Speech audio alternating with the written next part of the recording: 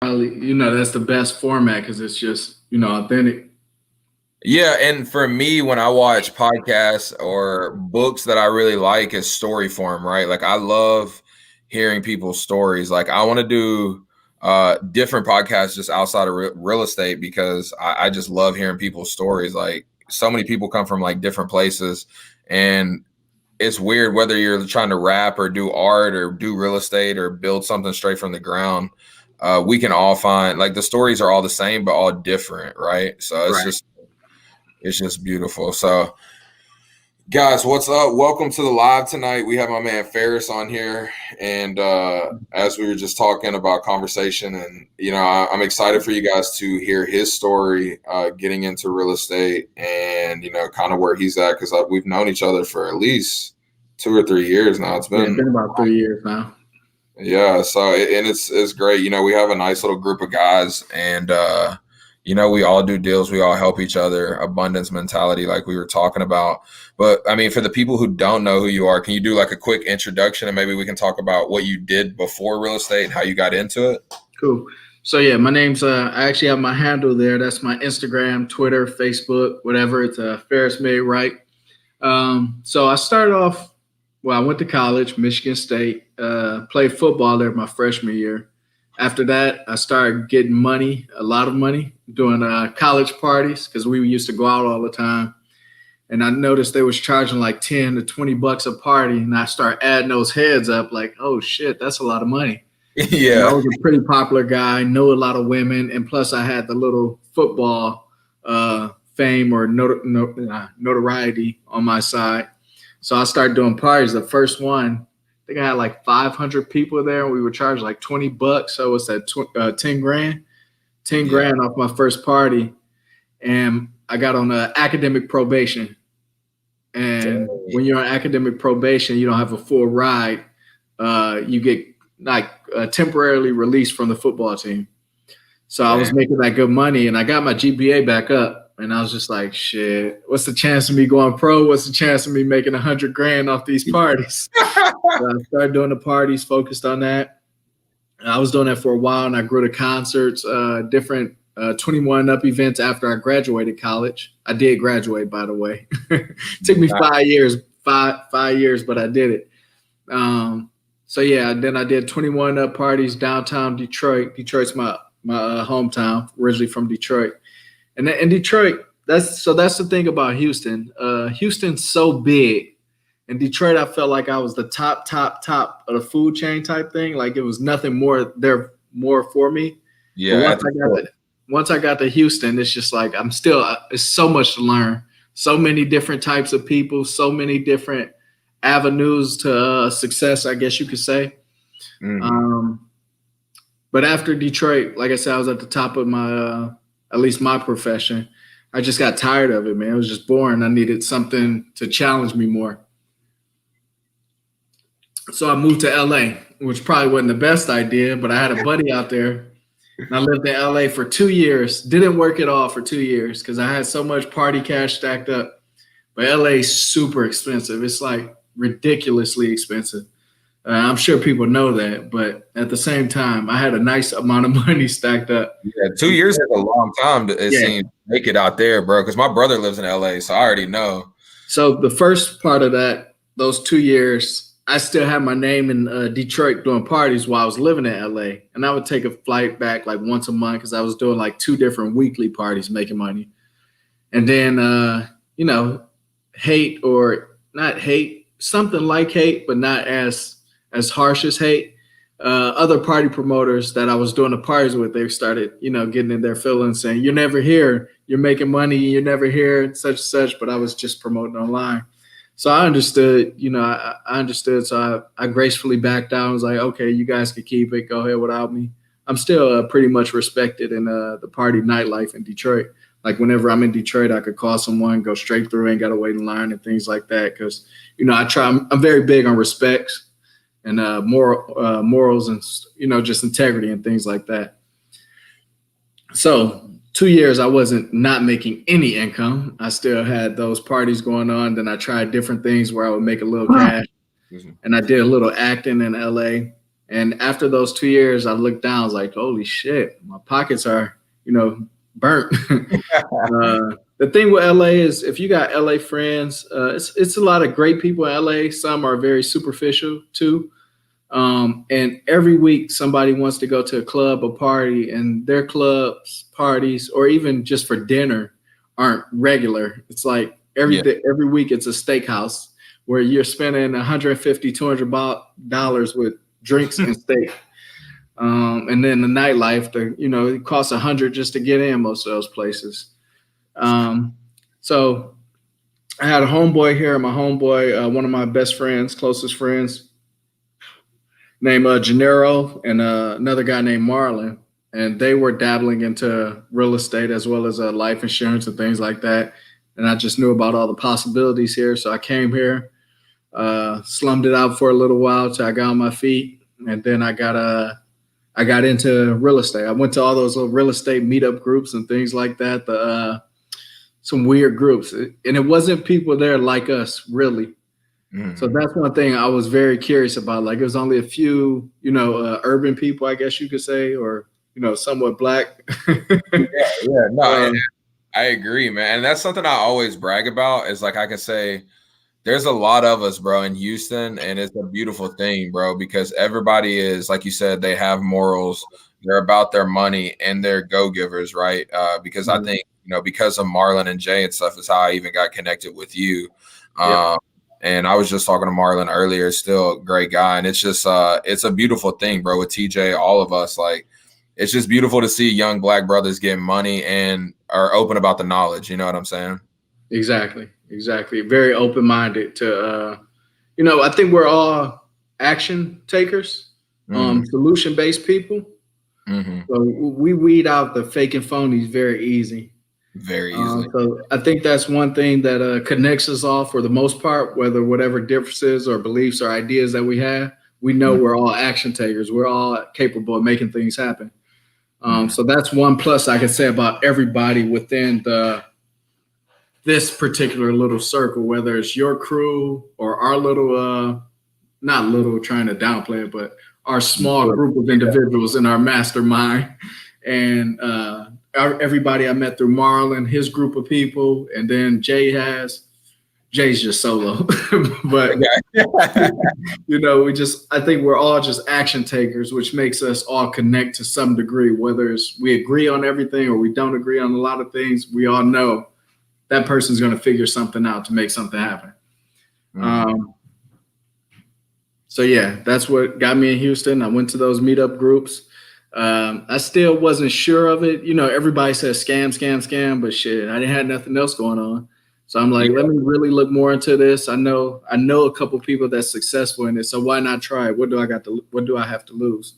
So I jumped into it. And from what I hear, I was very lucky. It only took me like 6 to 8 weeks to get a deal. And that deal was like for 15 grand. So I was like, oh, okay. But the problem with that, when I first started off 4 years ago, I don't want to say I got too comfortable, but when I saw that, I lacked consistency. And, with the game, you have to consistently market. You got to keep marketing no matter what. Just make sure you're sending out something. Make sure you're building that pipeline up. So after that one, I probably saw another check maybe 6 months, 7 months out. And the reason why I got that check for $15K, it was I had another deal lined up. And I'm thinking, oh, it's going to be like this one. We're going to get it done. It's going to go through, but never went through. I actually still have a memorandum on it to this day. So I'm hoping they call me one day like, hey, you want this 20 grand? Like, yeah, sure. Yeah, no, definitely. But I think it's something like, even going back to the beginning of your story, like I know for me, like I said, I relate with you a lot because in my hometown, same, it's like there's a ceiling, right, of what is to be met. Like if you lived in my town and you made 6 figures, like you're doing very well. You don't have to, you know what I'm saying? Like you can live a very cush lifestyle. But for me, I always wanted more. And it was like most of the people I saw graduating were, working at a factory or working at Walmart, which if that's what you want to do your entire life, that's totally fine. Like if you like it, I love it. But for me personally, I wanted more. and it sounds like the same. But then you realize LA, it was a bit much. But with the Detroit connection and coming to Houston, and I know for me, like you were saying, is like I was just fascinated about being in Houston, like because one of my first experiences was I met like this very wealthy individual, and it just blew my mind, and I was like, this is amazing. How do you get to where this guy is, So it was just like there was a lot of possibility. And like you said, I think what sets you apart too is you take action. Like you said, most people don't take action. And I mean, that is very lucky that you got a deal that quick. But I think when you take action, the universe rewards action regardless. Mm-hmm. And there's people I see at events that I've seen, bro. I can think of a chick specifically. I've seen her at every event for the last 3 years, and she still hasn't done a deal. Wow. You know what I mean? So it's just like a lot of these people I think whenever I set my mind to something, I'm the type of person I've heard this metaphor before. I might not get it exactly right, but I'm the type to jump off a cliff and build a plane on the way down. Mm-hmm. Instead of making sure I have some safety net. I just jump all in. Like I'm gonna figure something out by the time I hit the ground. It's just bound to happen because I'm all in, like nothing else, no distractions. I'm jumping in, and I'll figure it out. So I like that pressure on myself because it pushes me to figure something out. And while I'm figuring something out, something always guides me to move to the next step or go around another obstacle to learn something else. Like there's been deals to where I was unaware of in the beginning. And I think I've even called you on some deals, and we did a deal together I'm really focused on this deal for $20K, but I think I can make $5K off this if I send it to Derek and let them handle the hard part while I focus on the big deal. So then when you guys figured it out, I was like, okay, they found a solution for it. I'm going to make a little money here, and I'll make the big money on this one that I'm focusing on. So we just always figure things out, and in the midst of figuring things out, you learn other things.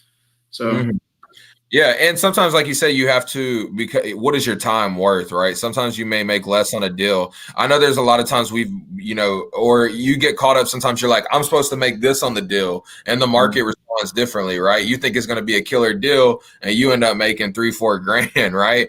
But you still made money, right? It's just the expectations are different. But I think, like you said, by putting yourself out there, opportunities seem to find you, or you just clear the pathway by taking action. When you decided to take action, like you learn about it, you're like, I'm in here with all these old white people probably, and nobody looks like me, but I think I can do this. What did you do to even get that first deal? Like, what were you doing then for marketing and stuff? Oh, that was crazy. That was a direct mail. I had a woman at the time, and I probably need to give her some money now because things are going good now. Yeah, I hope she doesn't have arthritis in the future. Yeah, because she was writing them letters. My handwriting was ugly, and I don't know if I was bitching to her, complaining, but I was like, my handwriting's ugly. They're not gonna accept this. They're not gonna read it. Which turns out people don't care how your handwriting look. So her handwriting's beautiful. I was like, can you write these? Let's do. We're gonna do 100 a day. And she was right. We didn't do 100 a day, but she wrote a nice amount a day, and I would stuff the envelopes, put them in put the stamp on, and mail them off. But then I got smarter. So I'm always looking to hack things and figure things out a better way. So then I got smarter, and I found a handwritten font, and I would do the handwritten font on the laptop or on Word. And I learned how to autofill the addresses and things like that, as well as on the envelopes. So I learned how to print the envelopes with the address on them and print the letters. And I just had to print them out in the same order, and I would stack the envelopes, seal them. I got it. Oh man, I wonder if this will show. I got an old picture. I got baskets full of envelopes from my very first deal. Bro, that's so funny because that's how I started too. So I just got baskets full of letters and envelopes. And I don't know about you, bro. I still have the same printer. I'm about to buy a new one. It's just a cheap printer. And bro, I probably printed so many letters, or if it gets messed up and like one is off with the mail merge and then like the whole thing is messed up. And so that's like crazy. So what did you do? What were you doing to get the second deal? Same thing, like just doing letters? Back then it was just all direct mail. It was all direct mail. And you said that deal fell apart. What happened? Just title issues? Yeah, just title issues. It was some heirs, and I think one was in prison, and they couldn't find the other brother. So it was just a whole bunch of stuff going on, and that was before I knew certain things that I know about how to get around certain issues. But I can't even get in contact with those people anymore. Hopefully, they're doing well or they're alive and something's going on, so I can get back in contact with them. Yeah, there's a lot of title issues, and I didn't know all this stuff. I think even if you don't know, I've been fortunate enough to have very good title companies.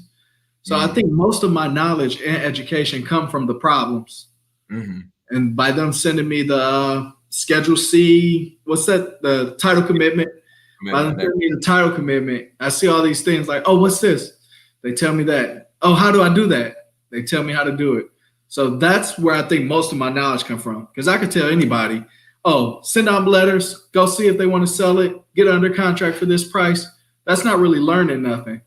But I learned more so from the issues that I had with the title commitment that the title company basically taught me how to do. So I ran into the problem again. I know how to do this. And I think that's a death certificate. Go to Vital Records. I know how to go to Vital Records to pick up a death certificate for people.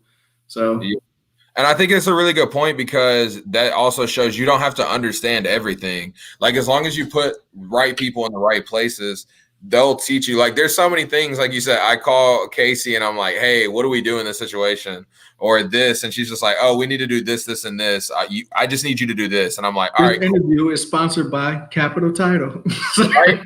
Yeah, right. But if you have the right people around you, you know what I'm saying? You can definitely start to succeed. You don't have to know everything. You just need to be close enough not to fail. Right. But so you realize like you're not being consistent. Well, what did you do next to start building consistency? Well, I got that 15 grand didn't last very long because I was like, okay, we could do this now. I could do this. I'm about to buy this. And so I'm not going to say I blew it. I did stretch it, but I also, like I said, I always keep savings. I've been very big on that because I came from a very poor upbringing, poverty, I guess you could say. And the what do you call that? People like to say I made it out the hood. No, my mama actually worked really hard to make it out better and better, but we started in poverty when I was a kid. So that taught me lessons about money and how to save it as much as, just for rainy days type of thing. Like you never know what can happen, bro. Exactly. I think people, just to tweak on that a little bit, we forget that as the highs come, lows always happen too. So I try to always remember that and stack for that. What was the question again? Oh, the 15K was slowed it down or would stop lack consistency. So after I realized that money was dwindling down, I wasn't marketing as consistently, or however you pronounce it, tongue tied. But I was still marketing a little bit. And by marketing a little bit, I mean I was still making those calls from people that did respond to a letter that had somewhat interest, but I just wasn't sending out new letters. I was just still trying to basically beat those leads to death. And sometimes you got to realize, like, why waste energy beating these to death when, it's nothing coming from it. You need new leads. You can still reach out to them, but calling them every 3 days is not going to do it. You got to keep building with new people, talk to new people, because you could waste a year on 10 leads by people saying they're interested, just not yet. Just calling them over and over again. That's not going to help you. You need to keep getting new leads, new prospects, new contracts signed. I probably got 5 contracts at the title company that have issues, and they're probably not going to close anytime soon. That's why it's so important to build that pipeline, because I know there's a lot of people either that are just getting started or maybe they're doing a deal, like you said, every other month. And like you said, that money, you'd be like, oh, I just made all this. But then 3 months in, you're like, dang, can I get another deal closed? Like it can start, that money starts having to stretch out a lot longer because you're not getting that weekly cushion of a paycheck. That's why most people don't last in this business or being an entrepreneur, right? Because nothing is really guaranteed. So yeah, that's crazy. I definitely and I understand. So when did you start like really building consistency? So you started getting new leads, and then what else did you do to really like start bringing in and like building that pipeline up? Even then, I wasn't. Even when I can say I got more consistent, I still wasn't as consistent. So then I started getting more deals, and I realized, like you just said, people, it isn't that much comfortability if you're not getting a weekly paycheck. So I started trying to do other things, and that was a bad idea. I started trying to sell T-shirts, and I started trying to do something else just to know, okay, I know I got 10 friends that buy a T-shirt. Once they buy it, I'll have somebody else buy a T-shirt, just to try to make a consistent income easier on top of the real estate. But what I realized is that took me away from real estate, because now I'm focused on this business. I can't really be focused on the real estate. So I say I didn't get very serious till about 2 years ago. So the first year was terrible consistency. Second year, I started seeing a little money, but I'm like, oh, let me do this or that to make a guaranteed weekly income. Then third year is just like, you know what?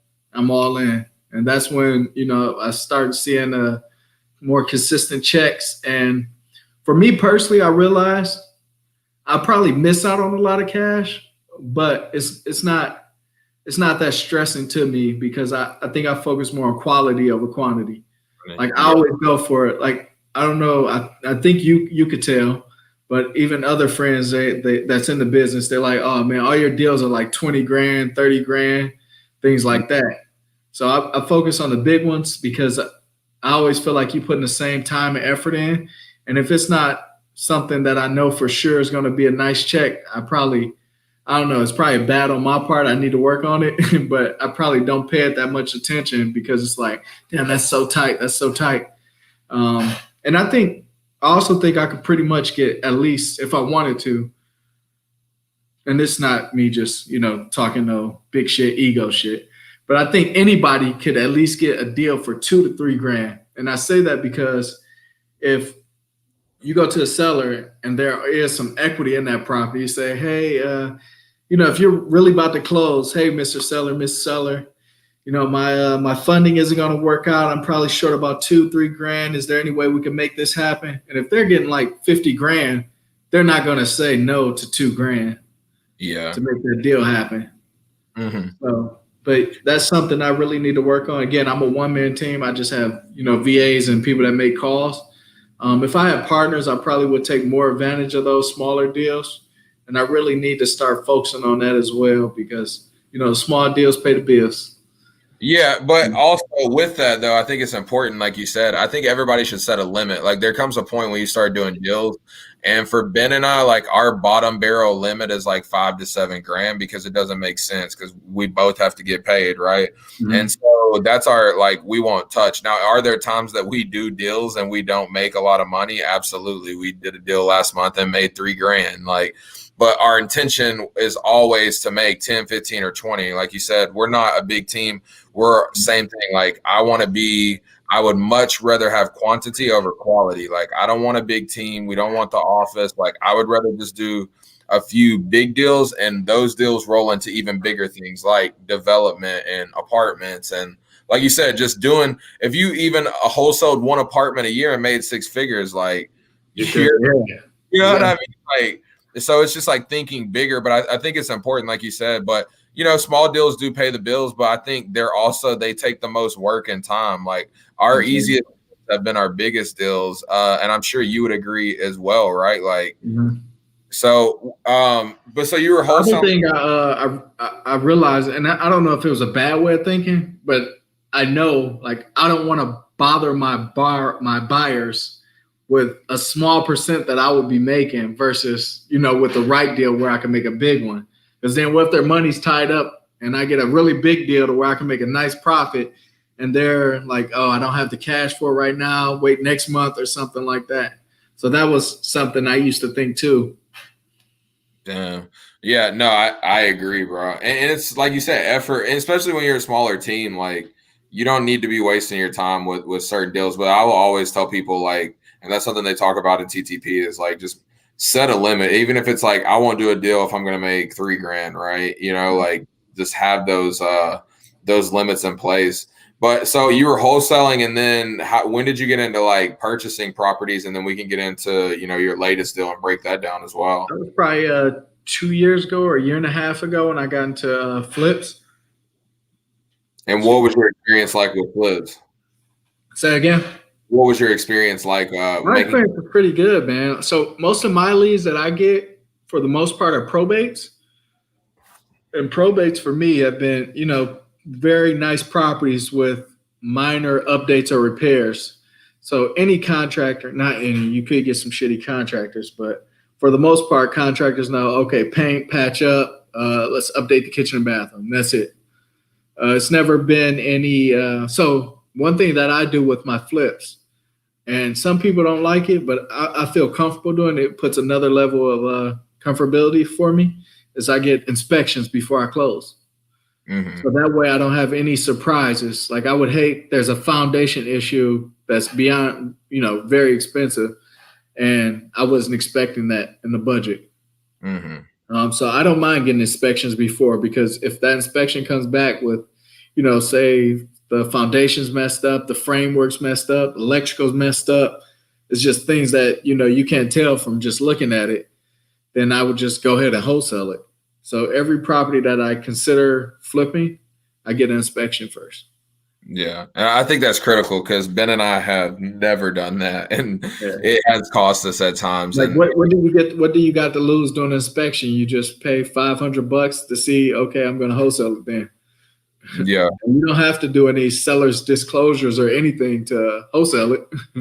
Yeah, exactly. And you know what I'm saying? It just, we were stupid about it. Like, you know, talking to you and other people, we were like, that is a really good idea, right? Like, you know, because we were always so focused on wholesaling. And like I said, it's only got us really like one good time, but it's still, why would you not put that extra barrier? Like, the whole game of real estate is protect your downside.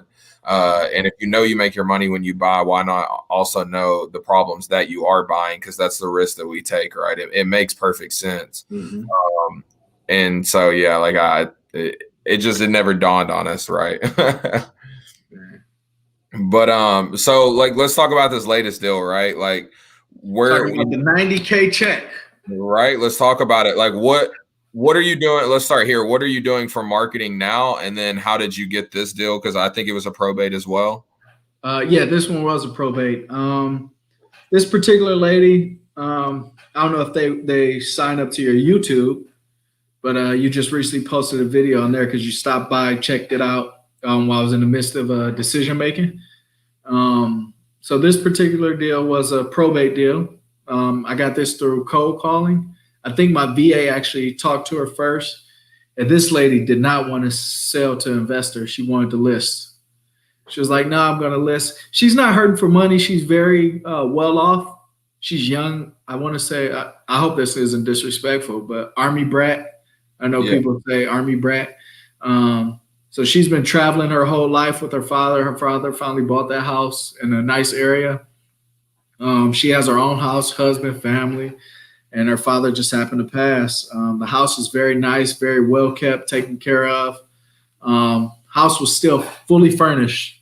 Everything in there, it's like someone still lived there. There was food in there, sodas in there, everything was still there, like someone was living there. But this man's been gone for, like, I want to say 3 months, and she just wasn't getting around to selling it. And, you know, probate took a little time for her too, I guess. That's another thing she was waiting on because of COVID. But she just didn't want to let me come see it. She was like, nah, I'm pretty sure I'm going to list it. You know, just when I get around to clearing it up, I'm going to list it. I just have to get things in order and get things moved out before I could do that. So just kept following up. And I told her, like, well, I can't think of her name right now, but I was just like, I'll say Miss Seller. Miss Seller, just let me know if there's anything I could do to be of service or, you know, offer assistance. Like, that's always my go-to line. Just let them know, like, even if I can't buy it, what do you need? Let me see how I can help you. And she just was like, well, I'm probably not going to sell until I get everything moved out, and I just don't have the time. So I was like, well, I have some packing and moving partners. You know, I could send them over there, see what they could do for you. I just want to, take a look at it. Just give me a shot before you list it. Let me make you an offer. So she was like, you know what? I'll let you come over, make an offer and see what we could do. And I think the packaging and moving partners that I told her I had is what got her into. And, we do whatever it takes. I know you and Ben have the attitude as well. I don't have any moving, packing partners. But, it's a problem solver, right? Exactly. And I tell people, I don't lie, I project. So eventually, now I have some moving, packing people I could call. Like, hey, you guys want to make some money? So I'm going to say they're my partner. So it's not lie, it's projecting what I see myself having in the future. And I did. So that's why we've been talking about, like, some people ask me, how did I make 90 grand in 6 hours? Well, I probably only been on the phone with her for 2 hours, little snippets of 15 minutes here, 10 minutes here. And then the other 4 hours was the people packing the valuables up, setting them aside, cleaning everything else out, throwing it in the dumpster, whatever it took to get her, happy. So before we got to that part, though, it was what got me in was, offering service and being of assistance. And she liked it. She said, you know what, Faris, you've been very helpful. I think we will entertain your offer. So after that, she said that. I'm on the laptop, zipped it over there, DocuSign. She signed, sent it right back. And in the midst of that, she was very helpful. And things came up she let me know about. And I had sent her I found out something else was wrong. So I renegotiated and I asked for $5,000 off. And she was like, yeah, no problem. We could do that. She said it too quick. And I was like, oh, sheesh, I could have probably got it off more. But like I said, she was very, very helpful. And I feel, when people are that helpful, like, and it's nothing too serious, I still knew it was a nice profit margin. I was thinking I was going to make 20 grand off of it. I'll come back to that in a minute. But she was so helpful. It's just like, I don't take advantage of people. And if she's cool, I'm cool. We both win. It's a win for both of us. Why not? I didn't try to pry too much or try to, take advantage of the situation, because problems do come up. And that's what I'm big on. I like properties with problems, because when properties have more problems, I always renegotiate. If there's title issues, I say my attorney has to handle this, or this is more work. This is delaying our process. Can we cut something down? So I like problems with properties. It's always a good renegotiating factor. But like I said, she was very helpful. She gave me keys right away. She let me know the landscaping people's number. She let me know the pool people's number. She basically sent me like what President Trump won't do for Biden right now. Just hand over everything and let you know what's going on. She did all that. Very nice. So that was really cool, man. So I was cool with the process, and I didn't even bother her for anything else off. No, and I think that's important though. And I'm assuming, was this a cold call or text, or how did you initially? Yeah, it was a cold call. So it started off as a cold call, and then she stopped responding. So I sent the text, and she started texting more. And that's when I was like, oh, okay, she must be pretty young. I keep saying she's 38, but she may be like no more than 42, 43.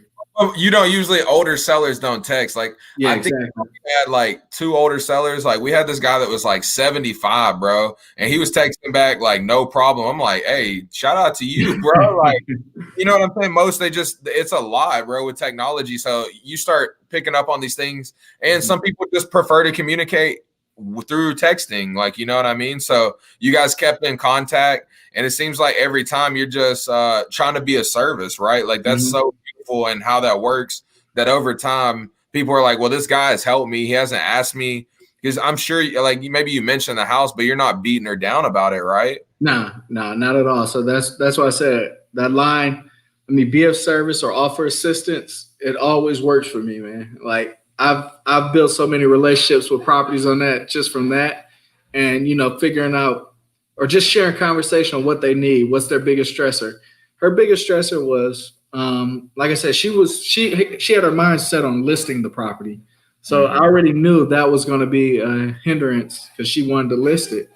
But another factor was why she couldn't get around to listing it was she didn't have the time or basically feel like cleaning out the house. And the house, I'm talking, it's a 4-bedroom house, 3 bathrooms, 2 living areas, a nice kitchen, a garage full of stuff with a tool shed full of things. And, if you look at that and it's not your house, not your situation, you don't want to people don't want to deal with that. Mm-hmm. So I realized that was something that could get me in the door. And I just mentioned to her, hey, I got these moving partners. I'm sure they could give you a really great deal. My whole plan was to throw an ad on Craigslist for her and see. Yeah, we'll figure it out. Yeah, we'll figure out a price. It goes back to, like you said, problem solving, bro. You don't always have to have the answers. I can't, like you said, I love, and I see somebody commented, like, I love the way you stated that. Like, I don't lie. I never lie to people. I can't lie to people, but I'm also a problem solver, and I know that I can figure it out. Like you said, we've had cars messed up.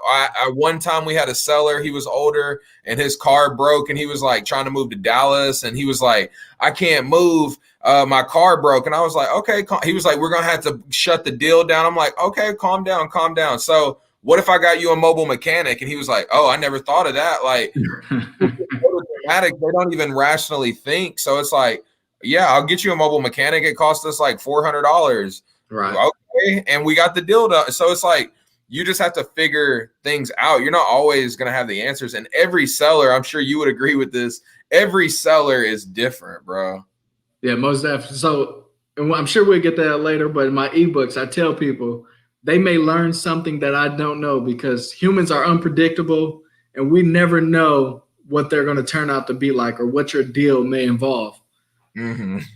Yeah, bro. We had one time at the closing table, this guy, he was like PTSD from the army, and like, we didn't know it, but he ended up being suicidal. And at the closing table, legit told Casey, bro, he told her that if the deal does not close or we try something, he will kill himself, bro.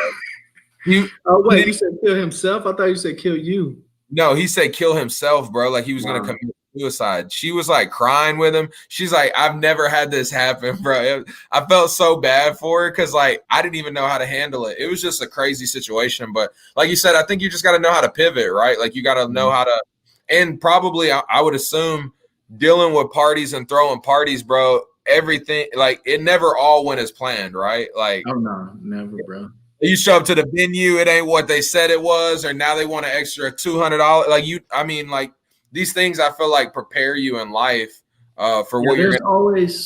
There's always uncounted variables that can come in with anything. I can't remember whose deal it was. I remember you guys, somebody had a crazy deal, or even myself, I had a deal.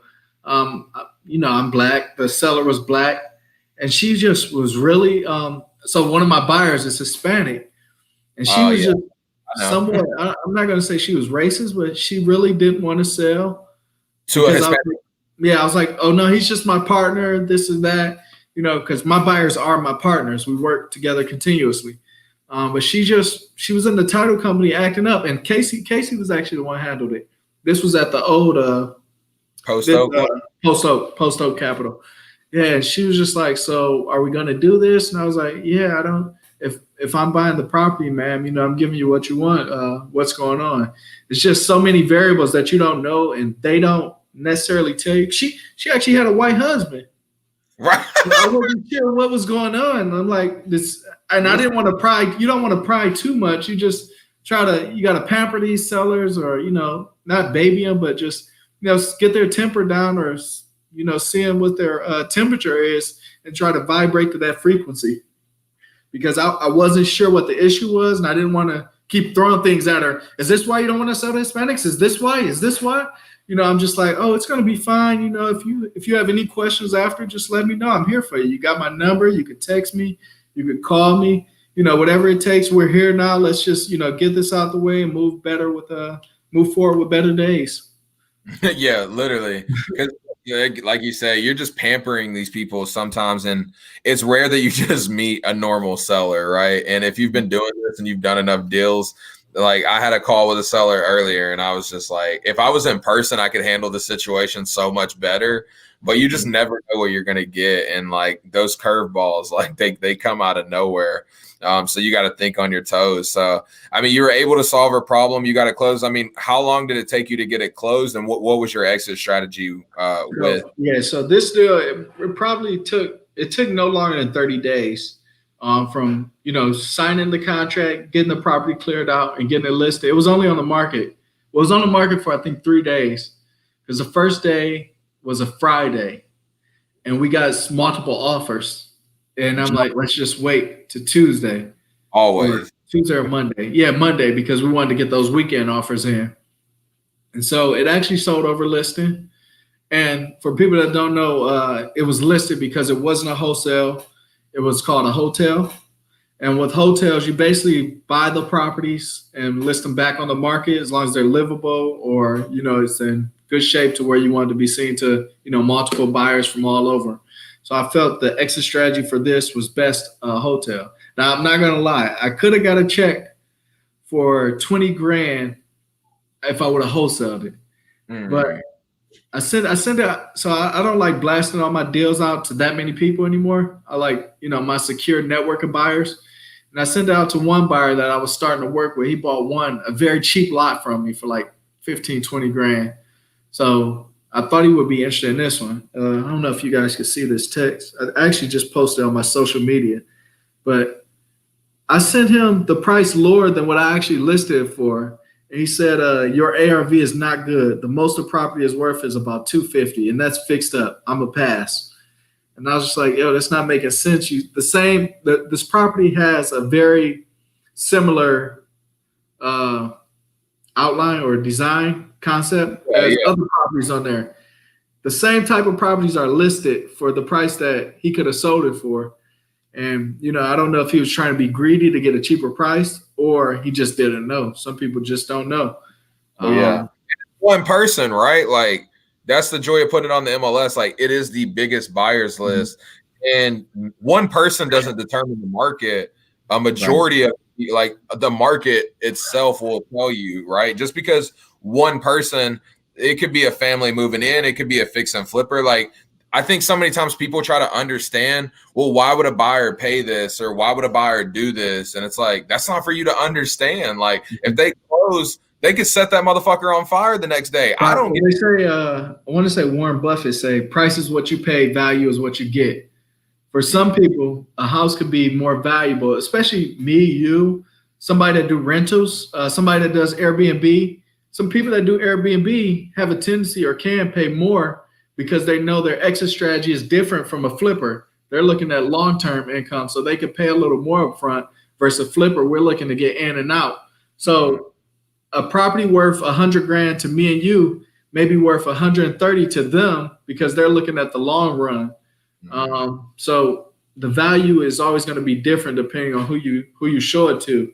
So especially even residential people, her mother, the person that paid so much for this property, her mother could have stayed down the street and she had to have a house by her mother. That puts another level of value on that property than the average person. So bro, that's a gem right there, right? Because you would be like, oh, well, the buyer, why would they pay this much? Her mom lives down the street. She doesn't care, right? And people have money. They don't care. I'm willing to pay for convenience. That's why DoorDash or all these places are in business, because you don't care, right? Like, it's convenience. And like you said, value is different to every person. So like, that's, like you said, that's just beautiful. Like, because there's no, you know what I'm saying? There's no amount of value to her, right? Because she be by her mom. So like, that's fucking beautiful, bro. So what happens though? You put it on the market. How many offers did y'all end up getting? Why did you go with that offer? And so first off, like I said, I knew I could have made 20 grand wholesale, and I could have got that in a week. But I'm happy he turned it down because, I made like almost 4 times that, 3 times that by putting it on the market. So with this strategy, like I said, hotel. You buy the property, you list it as is. And, the whole thing with us being investors, we try to have leverage. So, of course, I didn't buy this property with my own cash. I used the strategy, hotel, and I use OPM, other people's money. And so basically they gave me the money to buy the property and they gave me money to fix it up because I told them I was going to fix it up. But that money just sits in escrow until I, make draws, but I didn't fix it up. So they gave me the money. I basically paid them an interest rate while I had the money out, as well as a fee for using their money. And I knew I was going to be in and out within a month. So what's one interest rate payment? And that's also why I didn't use certain people's money, because other lenders, they have minimum limits. So you got to have their money out for at least 3 months, which wouldn't make sense to me. It's like, yo, I'm doing a good job by selling it quick, getting your money back. Why are you putting a minimum term on me? So moved back to the deal, listed it. It was on the market since Friday.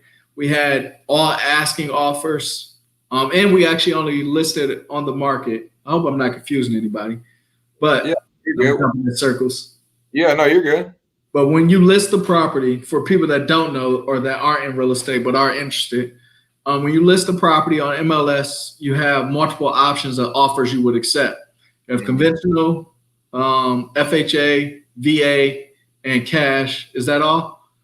That's all names. Yeah, and owner finance. But owner finance. So we specifically, because I knew what I'm comfortable taking for it, which was still below the average that I could have got for it, but I like to get in and out.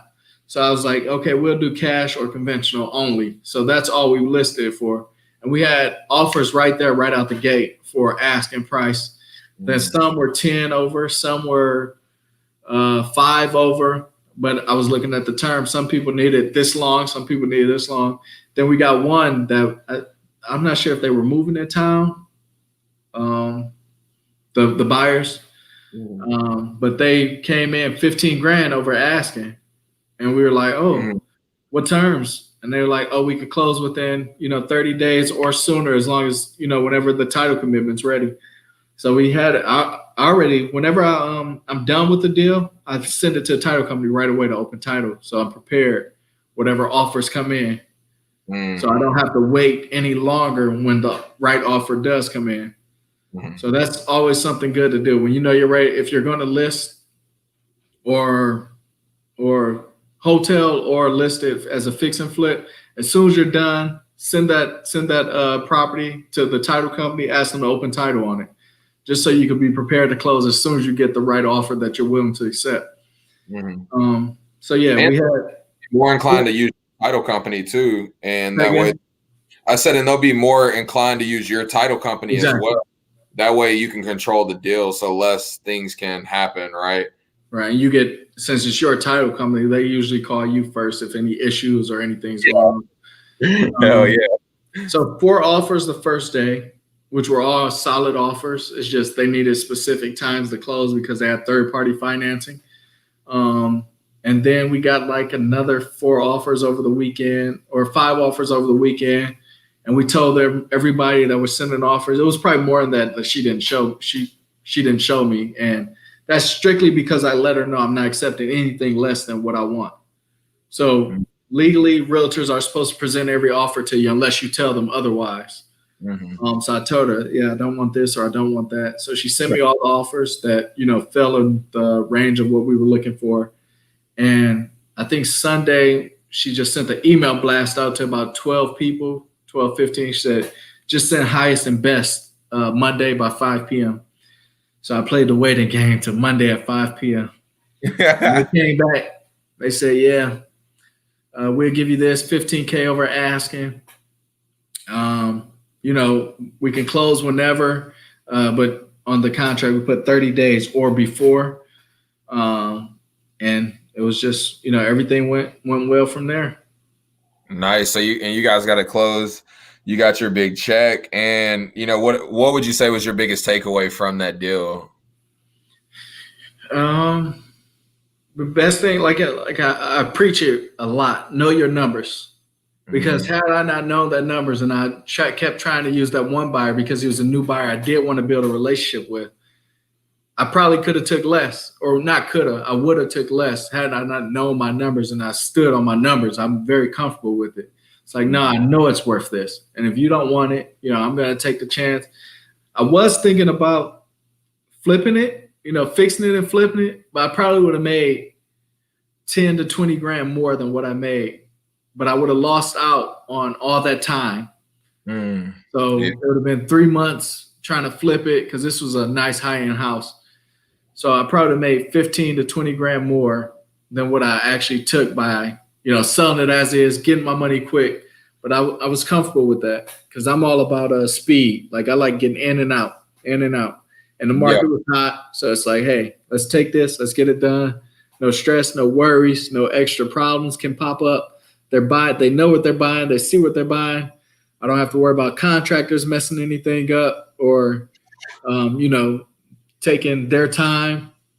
I don't have to worry about interest payments. I don't have to worry about more on the money that I'm borrowing. Let's get everybody paid, get done, get in and out.